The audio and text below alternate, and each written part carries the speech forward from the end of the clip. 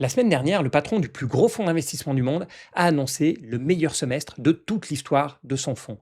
On parle quand même d'un gain de 185 milliards de dollars en 6 mois. Je ne sais pas si vous vous rendez compte, ça veut dire un gain d'1 milliard de dollars par jour, tous les jours, pendant 6 mois, week-end et jours fériés compris. Et le jour même de cette annonce, ce patron a donné une interview à Bloomberg, mais pas du tout pour fêter ça ou bien pour faire le malin, c'est même plutôt le contraire. C'était une interview pour prévenir, parce qu'il a expliqué qu'on pouvait finalement difficilement espérer mieux que ce semestre, un petit peu comme si c'était un record historique, si vous voulez, et il a rappelé que son fonds se préparait à subir des pertes de plus de 800 milliards de dollars. Il s'est mis à parler même de périodes qui ont précédé la crise de 29, etc. Donc on voit un discours quand même assez anxiogène. Et moi je me suis dit, on a d'un côté un patron qui signe un record absolu dans son fonds avec des perfs extraordinaires, et de l'autre côté, il passe la journée de cette annonce à expliquer pourquoi ça peut mal finir. Je me suis dit que ça valait le coup d'en parler. Donc j'ai fait ce que je fais d'habitude dans ces moments-là. Je suis allé chercher les documents du fonds. Vous allez voir en plus que tout est public parce que c'est un fonds un petit peu spécial.